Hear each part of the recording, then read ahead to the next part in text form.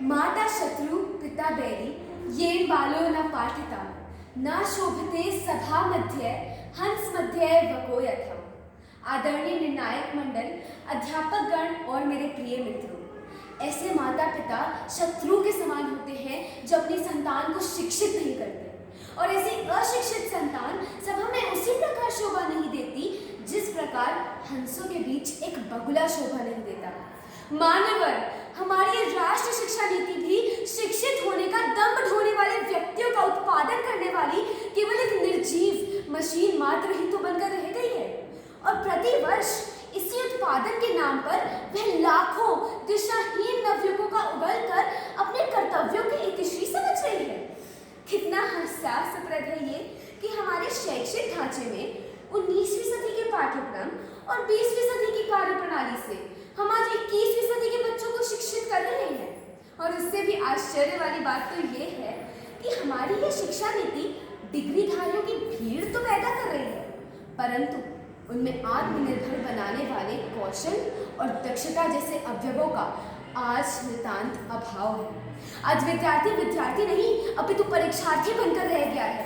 वह ज्ञान नहीं जानकारी बटोर रहा है, और यह जानकारी चर्चा करने हेतु तो ठीक है, परंतु उसे रोटी नहीं दे सकती। और यही कारण है कि आज न जाने कितने युवा अवसाद का शिकार हो रहे हैं। प्रतिस्पर्धा और नंबरों की होड़ में उलझा हुआ विद्यार्थी अपनी सृजनशीलता का विकास तो कर ही नहीं पा रहा है। महोदय, हमारी शिक्षा नीति की ये कैसी विडंबना है कि एक सरकारी कार्यालय में सफाई कर्मचारी हेतु MBA और BTech के छात्र आवेदन कर रहे हैं, और इसका कारण हमारी शिक्षा नीति व्यवहारिक नहीं केवल सैद्धांतिक है। त्योहारों से न जाने क्यों मैं घबरा जाता हूँ। जब भी खुशियाँ आती हैं मैं दुखी हो जाता हूँ।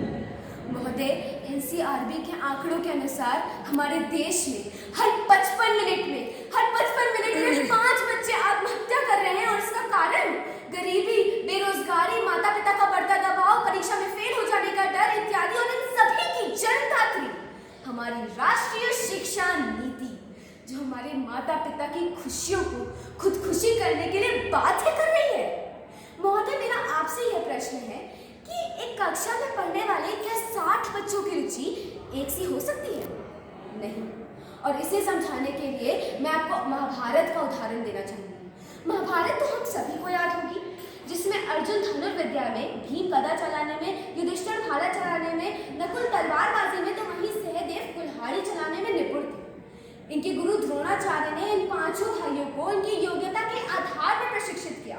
किंतु सोचिए, यदि द्रोणाचार्य भीम से कहते, बेटा तुम ये गदा चलाना छोड़ दो और धनुर्विद्या सीखो, तो भीम, दुर्योधन तो क्या, कौरवों की सेना के एक सिपाही को भी नहीं मार पाते। और महोदय, यही हाल आज हमारी राष्ट्रीय शिक्षा नीति का भी है।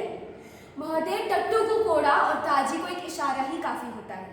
इन अंतिम पंक्तियों से मैं अपनी वाणी को विराम देना चाहूंगी। ये शिक्षा संस्कार नहीं, हम विद्यार्थियों की योग्यता का आधार नहीं। ये मैकॉले की ही तो शिक्षा नीति है साहब, जो ढो रहे हैं हम। इसमें सार्थकता तो लेश मात्र भी नहीं,